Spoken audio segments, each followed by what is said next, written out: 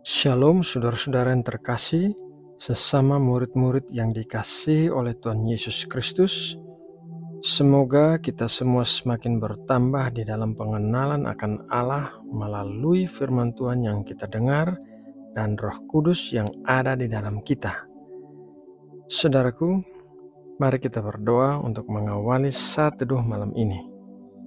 Tuhan Allah yang bertahta di tahta Maha Kudus di sorga, kami datang kepadamu dengan pujian dan ucapan syukur atas segala kebaikan-Mu yang kami terima di sepanjang hidup kami. Bahkan di sepanjang hari ini, kami telah merasakan penyertaan dan pertolongan-Mu dalam segala sesuatu yang kami lakukan. Bapa, malam ini sebelum kami beristirahat, kami mau bersaat teduh untuk bersekutu dengan-Mu. Berkatilah kami dengan firman-Mu yang hidup dan penuh kuasa. Berkatilah kami dengan hati yang mengerti akan apa yang kami dengarkan. Terima kasih Bapa. Dalam nama Tuhan Yesus kami berdoa. Amin. Saudara yang terkasih di dalam Tuhan Yesus, saat kita mendengar tentang kisah Ester, seorang Ratu Babel, istri Raja Ahasiweros, penekanan cerita biasanya pada kecantikan Ester yang luar biasa, sehingga membuatnya berhasil menjadi ratu menggantikan Ratu Wasti yang dibuang. Mari kita membaca ayat yang menuliskan tentang kecantikan Ester dalam Ester 2 ayat 7. Mordekai itu pengasuh Hadasa, yakni Ester, anak saudara ayahnya. Sebab anak itu tidak beribu bapa lagi, gadis itu elok perawakannya dan cantik parasnya. Ketika ibu bapanya mati, ia diangkat sebagai anak oleh Mordekai. Meskipun memang benar bahwa Ester memiliki kecantikan jasmani yang luar biasa, namun hal itu bukanlah rahasia kesuksesan Ester yang sesungguhnya.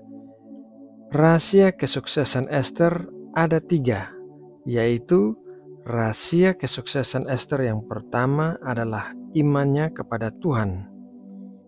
Ester menerima pengajaran dari Mordekai yang mengasuhnya sejak kecil karena Ester adalah seorang anak yatim piatu. Dalam Ester 2 ayat 20 tertulis demikian. Adapun Ester tidak memberitahukan asal-usul dan kebangsaannya seperti diperintahkan kepadanya oleh Mordekai, sebab Ester tetap berbuat menurut perkataan Mordekai seperti pada waktu ia masih dalam asuhannya. Ester selalu mengingat dan menuruti ajaran Mordekai kepadanya, termasuk memelihara imannya kepada Tuhan. Kita bisa mengetahui bahwa Mordekai memiliki iman kepada Tuhan karena ia menolak untuk tunduk menyembah kepada siapapun selain menyembah Tuhan. Mari kita baca dalam Ester 3 ayat 1-2. Sesudah peristiwa-peristiwa ini, maka Haman bin Hamedata orang Agag dikaruniailah kebesaran oleh Raja Ahasiweros, dan pangkatnya dinaikkan serta kedudukannya ditetapkan di atas semua pembesar yang ada di hadapan baginda. Dan semua pegawai raja yang di pintu gerbang istana raja berlutut dan sujud kepada Haman, sebab demikianlah diperintahkan raja tentang dia, tetapi Mordekai tidak berlutut dan tidak sujud. Iman Ester kepada Tuhan juga dapat dilihat dari kehidupan doanya, karena ia berdoa dan berpuasa sebelum ia masuk menghadap raja untuk memohonkan keselamatan bagi bangsa Yahudi. Mari kita baca dalam Ester 4 ayat 15-16.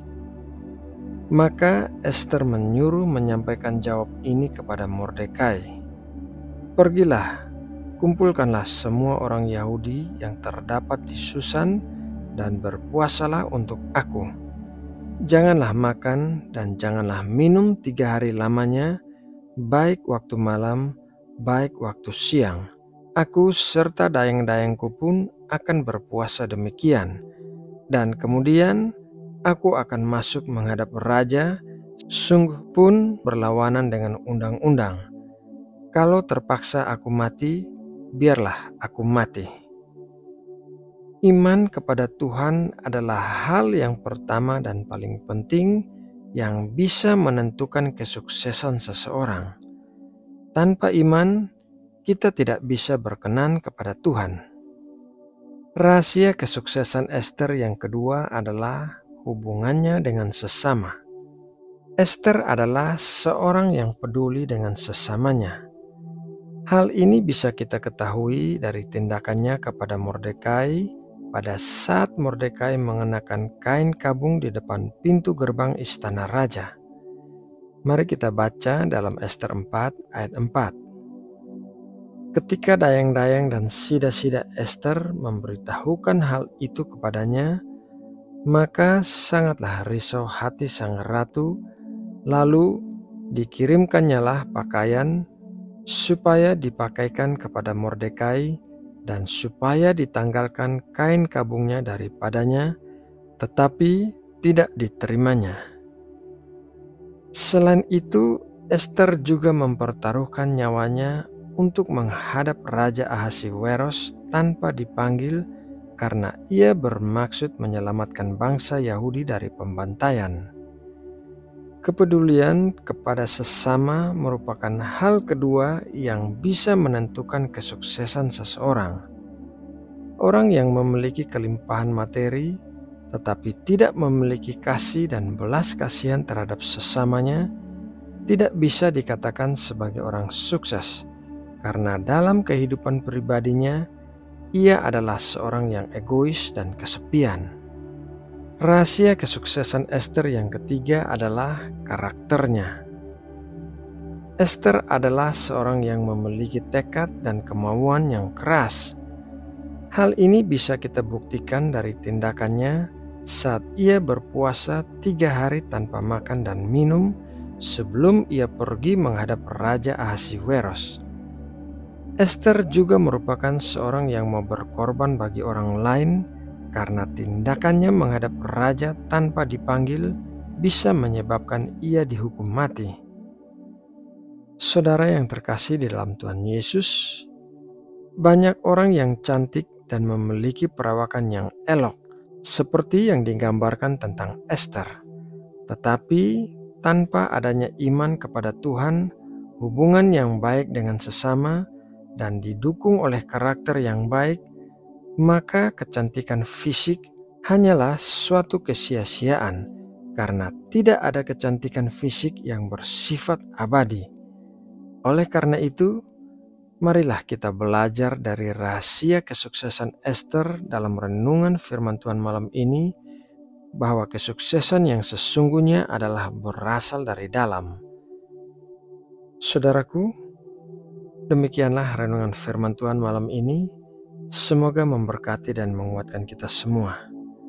Mari kita berdoa untuk menutup renungan ini. Bapa kami yang ada di sorga, terima kasih atas berkat firman-Mu yang baru saja kami terima. Kiranya kami bisa terus mengingat untuk lebih mementingkan bagian rohani kami sebagai pendukung kesuksesan kami dibandingkan dengan penampilan fisik kami.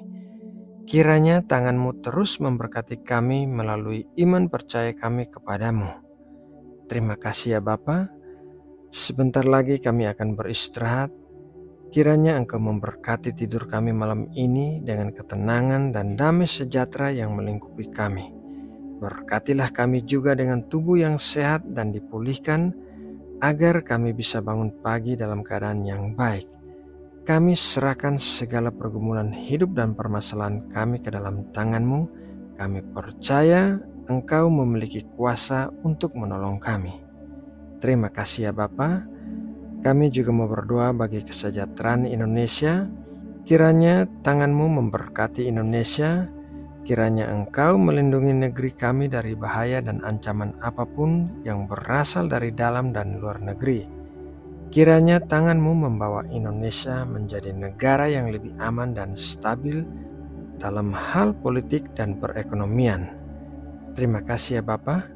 Dalam nama Tuhan Yesus Kristus, kami berdoa dan mengucap syukur. Amin.